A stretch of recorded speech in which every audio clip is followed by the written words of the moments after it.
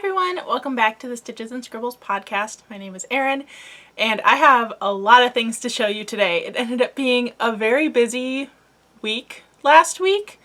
I was doing a lot of crafting things, but there were also just a lot of events, house things, stuff going on, so it's felt like a very chaotic couple of days. Starting with the fact that I actually meant to film this podcast yesterday. Today's Tuesday, by the way. You're going to see this on Wednesday. And I usually film on Mondays, but it was raining so hard on Monday that A, I was worried that that would be all you heard in the video. And B, we ended up discovering a couple of leaks in our ceiling, which was not fun. I'm glad I was here to catch it and be able to kind of document where those leaks were occurring. We think we've discovered what the problem is. It shouldn't be too hard to fix, but definitely not something that I was planning on dealing with yesterday.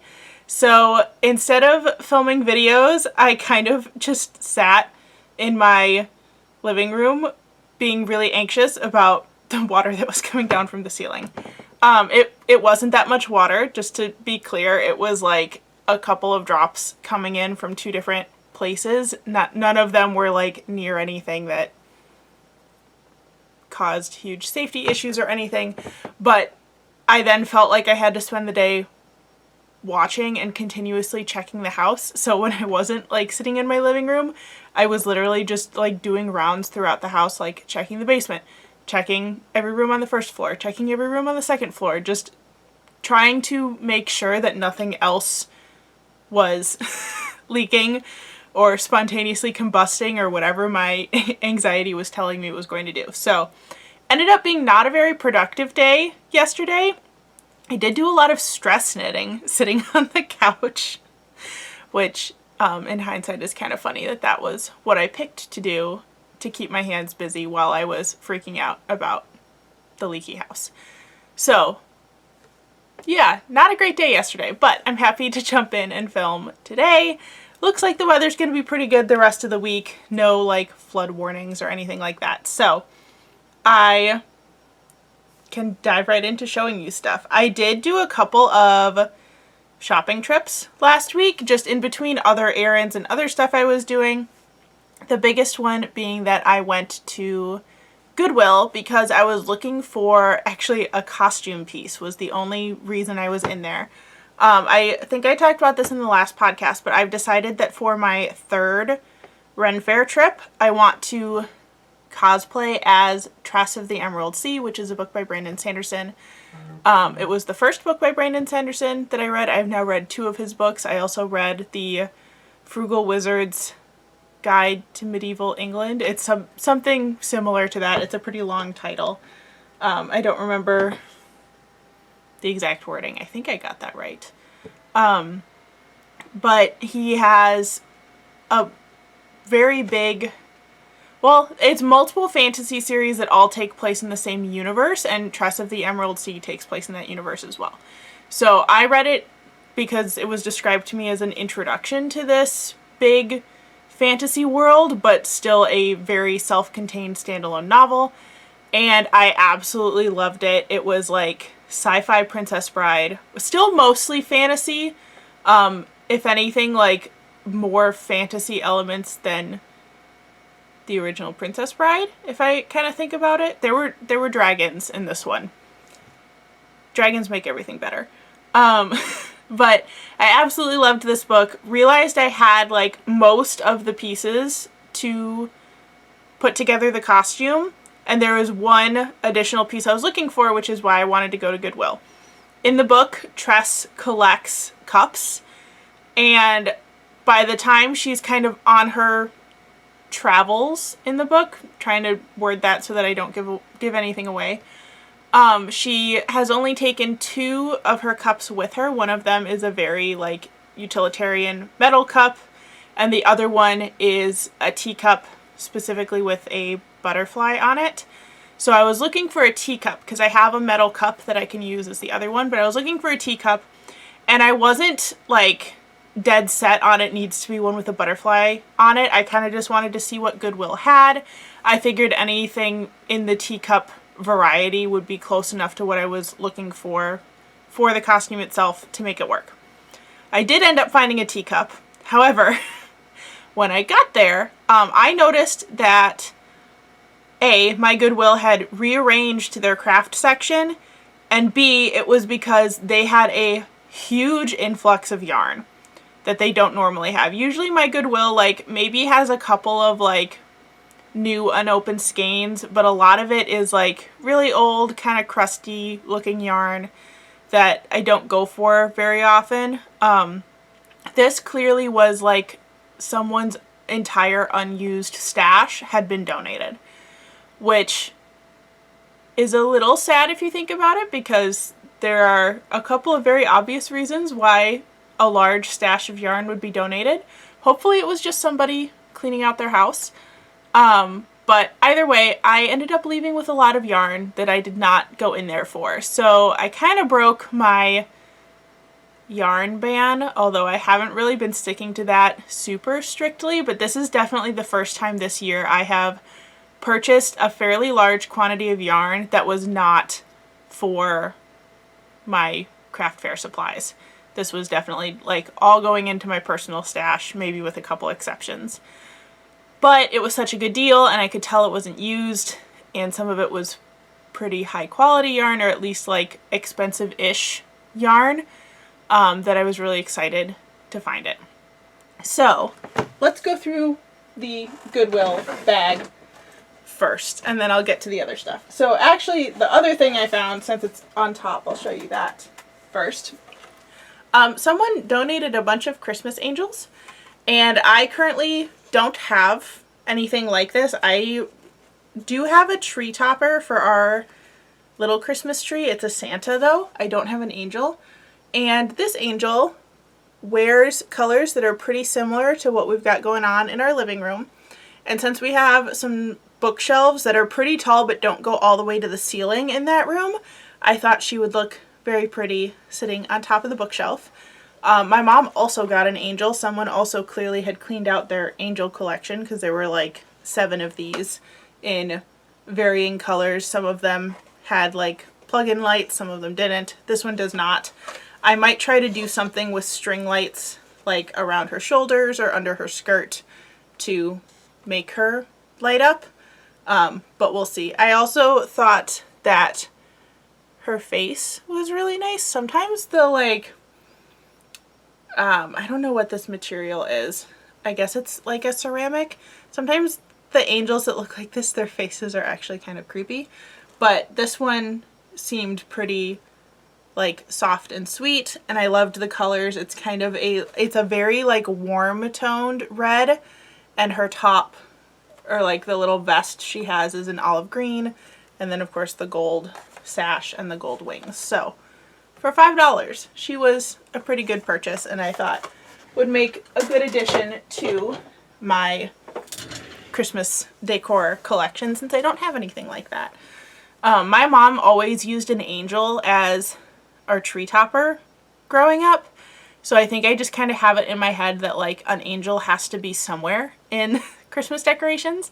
Right now our tree topper is a Santa. He's supposed to be holding a little light that lights up, but he doesn't actually work. So, but also our tree right now is only a 4-foot tree. It's pretty small. So I think that that angel might be too big to be a tree topper for that tree, but I'll find somewhere else to put her. I also create like a little book display on a table in our living room, so she might go by the book display. I'll figure it out, but for $5, good deal. Next thing I got is the actual teacup. I did find one. I ended up going for this plain metal one because I knew it would coordinate with the metal cup I already had.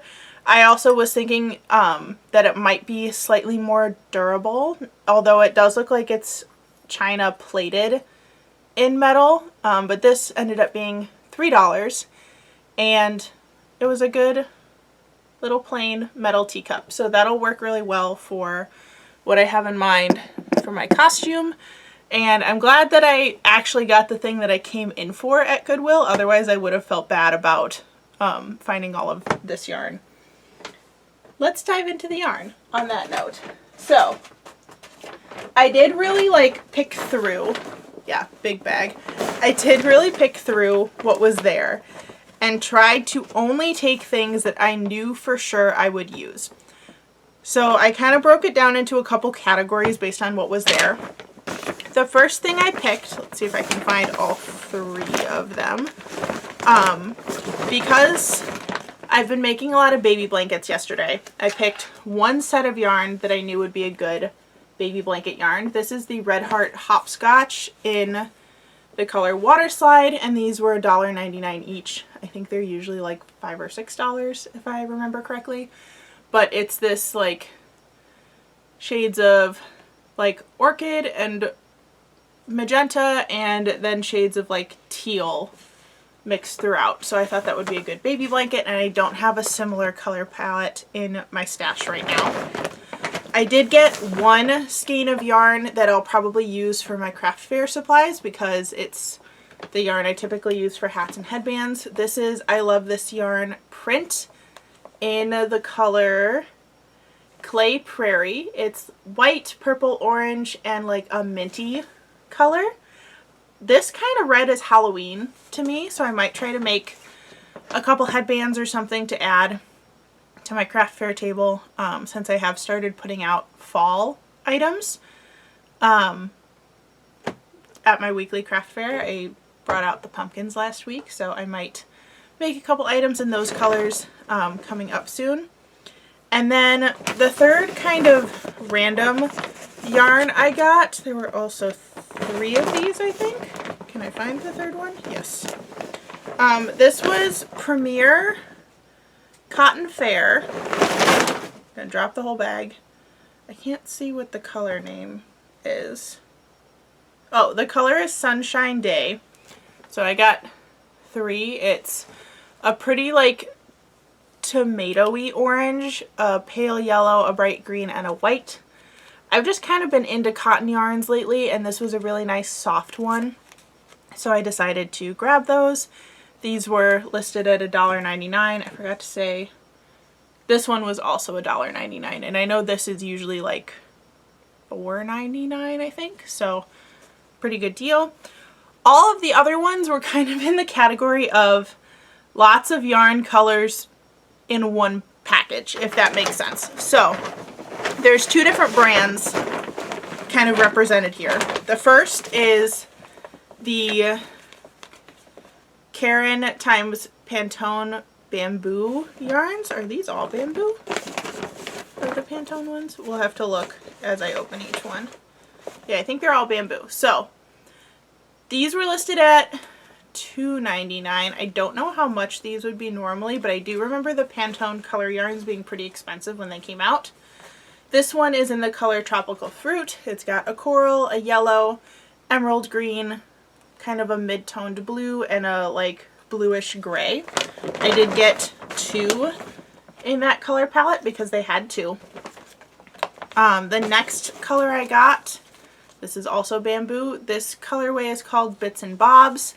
It has a light pink, a light lavender, a springy green, a like eggplanty purple, and a charcoal gray color. And then I think there was one more Pantone one. Did I get 2 in this colorway? No, just 1. This is also Karen times Pantone bamboo. This one's called Party Favor. It came with a white, a light beige, a like cooler toned beige, a pink, and a deep teal. This was the color palette in those that I liked the most, just because I like that teal color. Okay, the other style of yarn like this I got is actually from Hobby Lobby. I'm just going to have to put the bag down. This is the Yarn Bee Pigment and Fiber. Each one of these has 6 colors in it. So the first one I got is, oh, and these were all listed at $2.99. They're normally $7.99. Hobby Lobby puts the prices right on there. This is Lavender Haze, so it has kind of a grayish lavender, a pale cool toned lavender, a pale warm toned lavender, a like orchidy pink color, a deep eggplant, and kind of an almost gray toned lavender. And I did get 2 of those. Here's the other one. I did notice with these that I think it was Goodwill taped them to keep them a little bit more secure. The next colorway I got two of this as well, is the Goodness Grapefruit colorway. So this one has a white, a very pale like coral pink, a mid-toned coral, deep teal, a mint, and kind of a gold mustard color. Again, got two of those. And the last ones I got are the colorway Garden Song. This was my favorite of these three. It has a white, a really, really pale, like rose pink, another like rosy pink shade. It's a little different than the coral in the last one. It's a little bit like dustier looking, a deep burgundy, a deep emerald green, and kind of a mid-toned like springy green color, and two of those as well.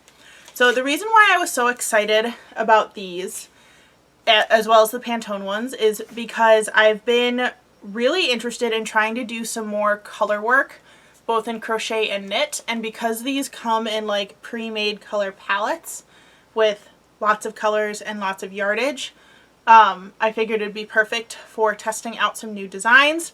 I kind of have a design. I'm gonna like start tossing these back in the bag as I'm talking so that I have space to show you more things in a minute. I've kind of been thinking about doing a pattern with mosaic knitting, which I did a vlog earlier this year, maybe in like February or March, somewhere in there, where I tried mosaic knitting for the first time because I took a class at my local library to learn how to do it, and I really, really liked it. I think I also showed last week I'm currently working on a pair of socks that has some mosaic knitting in the cuffs because it's a really easy way to do color work. And I really want to experiment with it more as a design style and also just because I enjoy doing it. So I think I want to start writing a pattern that uses mosaic knitting in the pattern design. I don't think it's something that I would release this year. I have one pattern that is going to come out at the end of this month, and I have another one just kind of slated as ambiguously sometime before December coming out. But I think I would have to do a lot more workshopping on this idea that I have in mind before it would be ready. But I thought that those color palette style yarns would be really good for testing some of the motifs that I want to work with. Even if I end up frogging the projects, they seemed like a good like practice material to do that. So that'll be something maybe coming out in the future. I'm also moving forward. So the pattern coming out at the end of August is going to be the first one in this series, but I'm kind of experimenting with an idea because, and I may have already talked about this in another podcast episode, I do not remember because I have kind of filmed things out of order the last couple of weeks.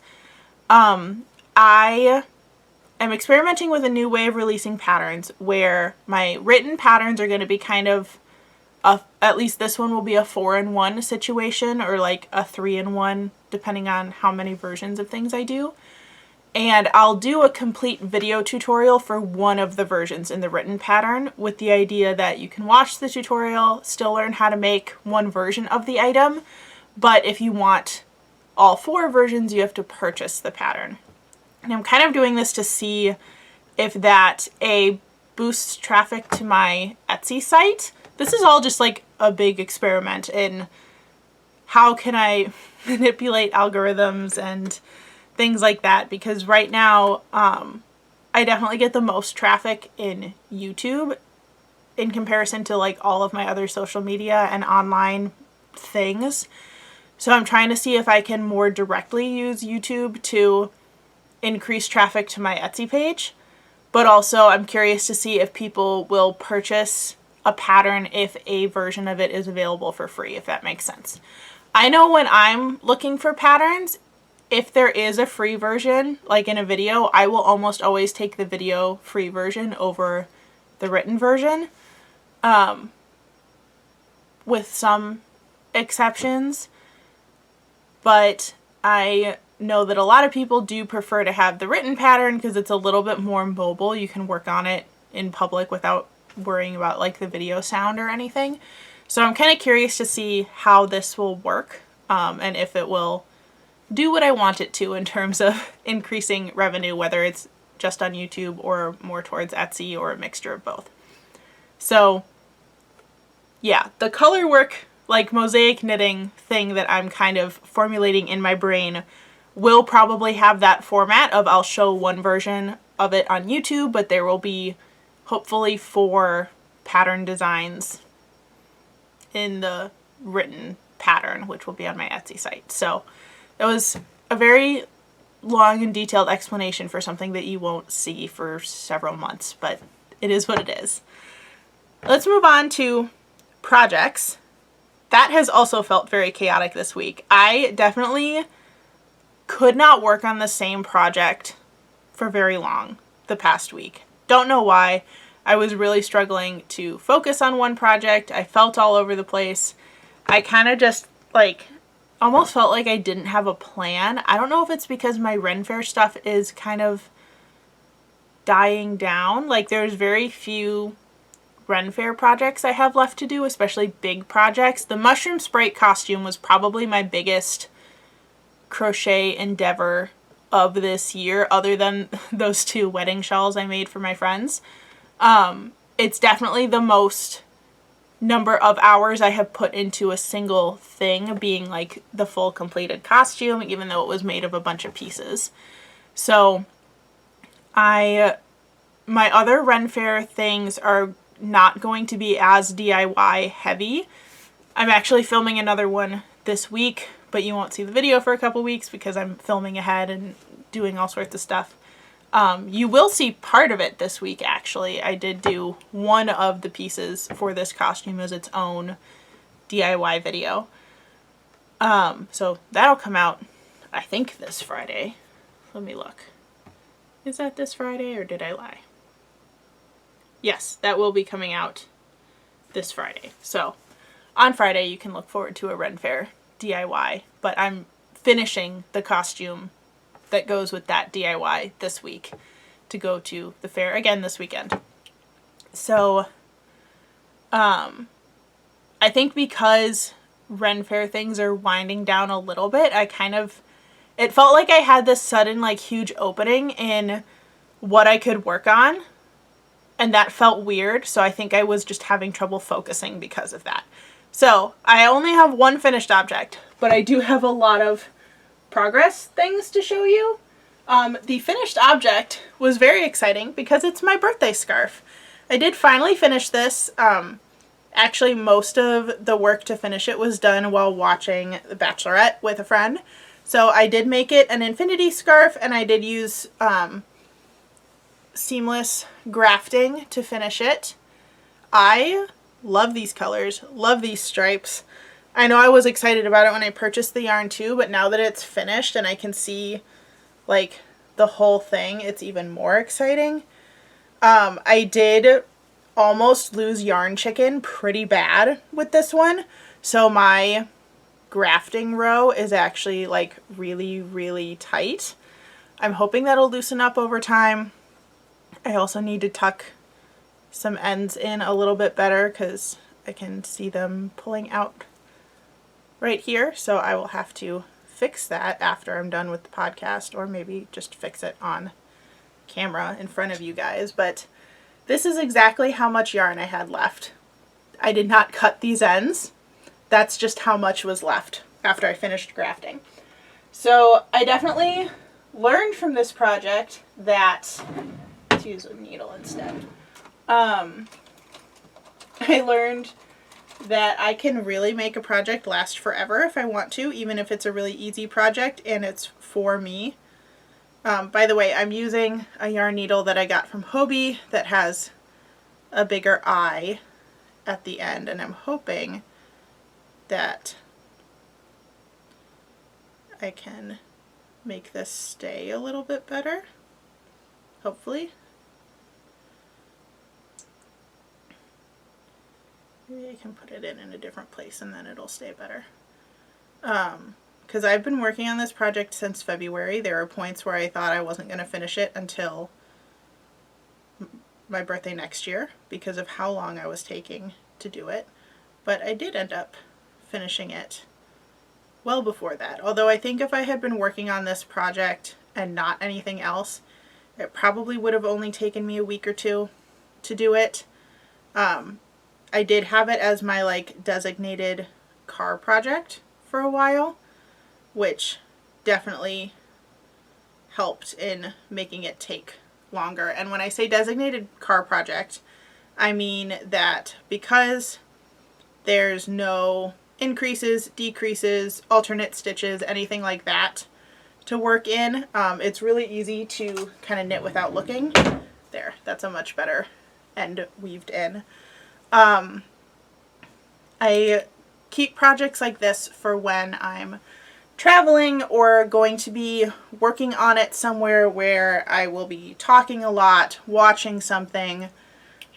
They're good projects because I don't have to look at them while I work, because I can knit garter stitch or stockinette in the round without looking, as long as it's just only basic knit stitches. I can do some I can do like whole rows of purl and simple like knit purl patterns without looking, but if it's something with any amount of detail to it, even if I can do it without looking, I'd prefer to not risk that. Speaking of which, I have 2 other projects in that category I'm working on right now. I think this one you've definitely seen, the other one might be new this week. I'm still working on this ombre shawl. I'm getting towards the halfway point. I am increasing all on one edge to make the like bottom point of the shawl, and then I'll decrease going back up. But yeah, I'm about halfway through. This is the It's a Wrap Rainbow from Red Heart. I don't think they make this anymore, or at least I haven't seen it in person anywhere in a while. And I remember it being clearanced out of my Michaels, which I think is why I bought it. But we're still working on that. That is currently one of my reading projects. That's the other time that I work on projects like that. If I'm reading on a screen, I can knit at the same time, again, as long as it's garter stitch, stockinette in the round, like basic stockinette or very simple knit purl patterns. The other one that I'm working on in the same category is a project that I have restarted several times. That was, whoops, I dropped a stitch. We're just going to fix that now before it gets any farther. That was kind of the theme of this week, of restarting old projects that I needed to just like finalize how I wanted to do it. This was one of them. So these 2 yarns I've had in my stash for a while now. One is from the hand-dyed hanks from Hobby Lobby. The other one was gifted to me by a friend for my birthday at this point a couple years ago. I bought the hand-dyed from Hobby Lobby to coordinate with the yarn that my friend got me, and I wanted to stripe them together in a scarf for a while, but I was really not satisfied with my previous methods of how I striped these together. So there's only a few rows on this right now, so it's a little bit hard to see because it's also curly. I started with a provisional cast on so that I can graft these later, and I'm going to be alternating 5 rows of the Hobby Lobby hand-dyed, which is the lighter color, and 5 rows of the yarn my friend got me, which is the darker color. They are both variegated, so this is the darker one that my friend got me, and this is the Hobby Lobby one. So I think I'm finally happy with how I striped those together. I'm also using the new needles that I purchased, which are 9-inch sock circulars, so I'm thinking I will probably end up with a shorter scarf than like my birthday scarf because I'm using shorter needles, but I'm okay with that if the stitches look the way I want them to. I think because originally I tried doing 2-row stripes, and I think that wasn't enough to really establish that they are in fact different colors. it kind of just looked like they blended together because they do have a lot of similarities. And I think this will look a lot better and translate and read as stripes a lot better than they were going to the way I had it before. And I also have a little Scully stitch marker on there. So that is my other kind of simple project that I'm working on. We're going to tuck those needles into a yarn ball so that I don't lose stitches again, because nobody wants that. One of my other projects, and this one now is at the point where it could be a read and knit project because I'm down to doing just plain stockinette, is my second sock from what I'm calling my Barbie socks. I'm following the they're like something simple socks from Summer Lee Design. She has full tutorials on her page. I did finish the other sock. So it is a heel flap and gusset, which was new to me when I was working on this. And they are cuff down instead of toe up. In the past, I've only done toe up socks and only afterthought heels. So I wanted to try something else that's, I don't know why I turned it into a sock puppet, but that's kind of to show you the shaping a little bit better. This is where I left off last week. Maybe? Did I show you that I started the second one already? I might have not worked on this for a full week. Not sure. I might have shown you that last week. That's okay. So I maybe we'll get some more progress on that this week. Who knows? Clearly it was not high on my list of priorities if I can't even remember if I showed it to you already. The other project that I've been working on pretty consistently is this crescent-shaped shawl that alternates between garter stitch and a simple lace pattern. I'm going to try to pull it up to the camera and hopefully not drop any stitches. So I'm working on a garter stitch section right now, but this is the lace. It's a very simple lace repeat. The all lace version of this shawl was a free tutorial from Watch Barbara Knits. If you search like lace crescent shawl, it's one of the first ones that comes up. And this is the hand-dyed yarn from Hobby Lobby in the color Hibiscus Palm. My Hobby Lobby still looks like they're clearancing all of the hand-dyed stuff out. There's very little of it left. I did go in there at some point this week. Clearly I didn't buy yarn or I'd have that to show you. Do I have more yarn to show you? I have more yarn to show you. We're going to have to do another haul section of this video. It's not from Hobby Lobby though. It just reminded me of that. So still plugging along on this. I put in the garter sections to kind of give myself a brain break as I'm working on it.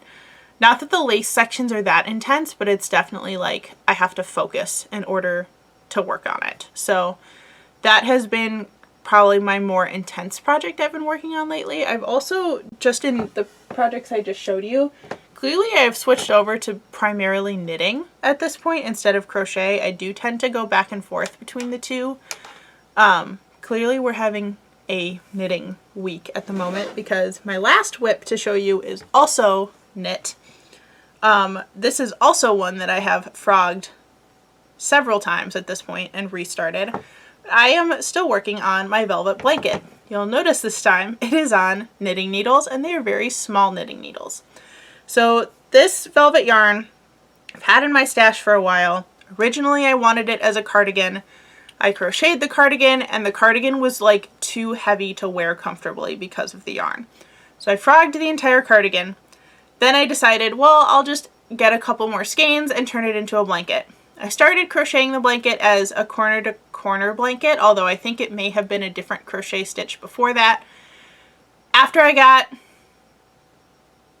like a skein in with corner to corner, I decided I didn't like how the corner to corner looked because there were holes in the blanket. So then I frogged it and tried knitting it. I was knitting it on bigger needles. It still had holes in it and it stretched weird because velvet yarn is not actually stretchy, so it kind of just looked like I was knitting with a very uneven gauge because of how the stitches were pulling on each other. So I frogged it again. Then I tried to do it in half double crochet with a smaller needle, thinking that then there wouldn't be gaps in it. But then I ran into the problem of I could not see my stitches, and it was becoming very, very frustrating to work on. So I frogged it again and decided to just cast on a bunch of stitches on tiny needles and just knit garter stitch. And I think I finally have gotten the texture that I'm after. It's just very dense and fuzzy. Does this mean I'll probably have to purchase more yarn in order to finish this? Yes, but I'm just going to wait till I get to that point before I purchase it, because I don't want to have extra of this yarn and be struggling to find something to do with it again. So we're now working on tiny, tiny circular needles. These are the ones I purchased from Amazon in one of my most recent podcast episodes. This was my stress project yesterday. So while I was watching my ceiling drip, I cast this on and just worked garter stitch. So this was all done yesterday, which is kind of impressive because these are teeny tiny stitches, and even though it's only like an 1.5 inches of work, I think there's 300 stitches on here. So that is pretty impressive. Clearly I'm in the middle of a row right now. But this did help in being a relaxing knitting project, and I was no longer angry at the yarn, which was very, very nice compared to how I felt about it recently. Okay. The other half of my yarn haul that I forgot about earlier.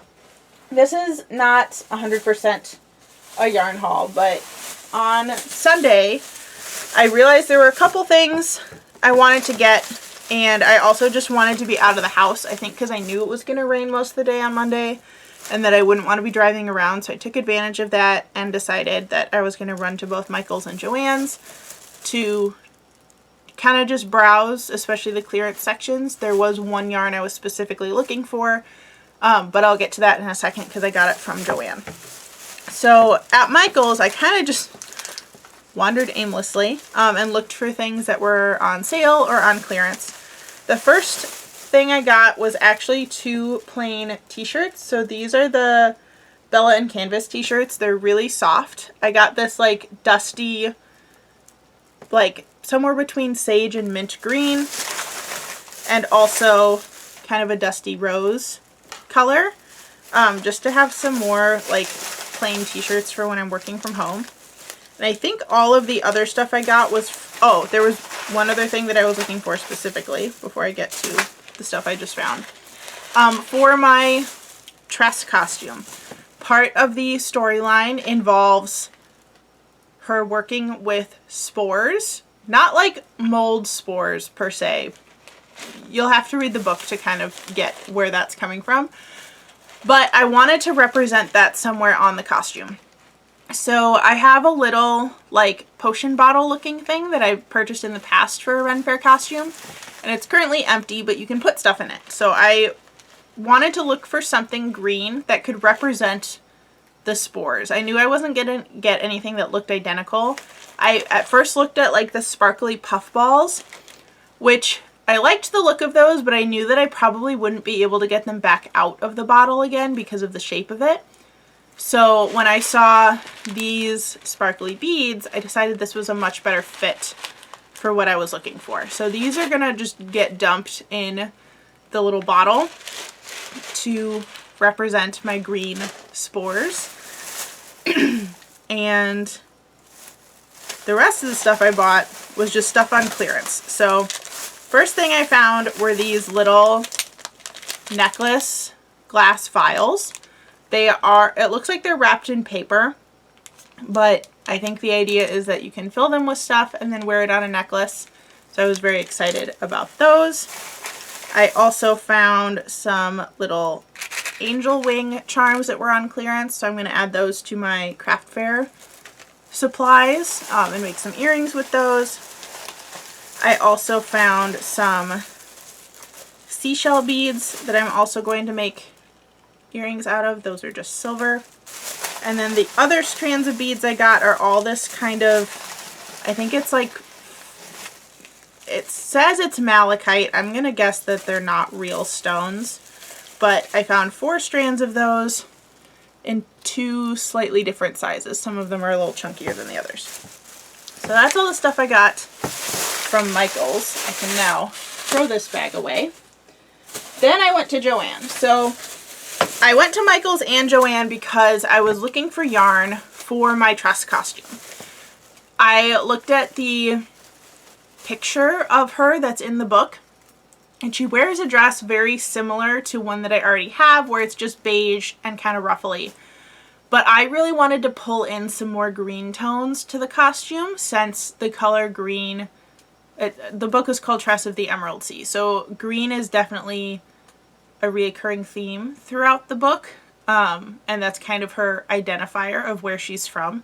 So I wanted to have some more green in the costume. That was partially why I also wanted to include the green spores, but I also wanted a green crochet piece to add. So I found this Lion Brand Re-Up recycled cotton yarn, recycled cotton and polyester blend in this like pale green color. It's called Surf Spray. I think I'm going to try to make a bodice out of this. I did get 2. And then what else is in here? I just got candlesticks just for dining room purposes. That is actually now the end of the supply haul. So I think upcoming, I already told you that you'll see a Ren Fair item coming this week, and the week after that the water bottle bag pattern should be ready to go. Yeah, it just felt like a very busy couple of days. So and it doesn't look like it's gonna get better anytime soon, so I might be a little bit low on like project progress the next couple of weeks, but you'll have plenty of content to see because I'm doing a lot of vlogging in the next few weeks. I have 2 more Ren Fair trips. I'm also planning on going to the Wisconsin Sheep and Wool Festival, so the videos coming out in September are going to be very vlog heavy. Hopefully you enjoy that. I think you guys like that. You seem to be liking the Ren Fair Get Ready With Me that I just came out with. So yeah, that's going to be it for this episode. That turned into a long one. Thank you, Goodwill, for all of the yarn that I found. That's probably why this was a longer episode. Also, I finally unboxed my sewing machine. Have I used it yet? No. I did put stickers on it immediately, though. You can see them in the corner. I'm at the point of being very rambly, so we're going to end the podcast here. Thank you so much for watching. If you want to follow me on other forms of social media, that information will be in the description box below. If you liked what you saw today, make sure that you subscribe to my channel so you can be notified of all of my crafty content. And it really helps me out if you like this video and leave a comment. Any questions you have, anything that you liked that you saw today, things you want to tell me, whatever, leave it as a comment. It really helps boost my videos so that other people can see them too. Thank you so much for watching, and I'll see you in the next one. Bye everyone.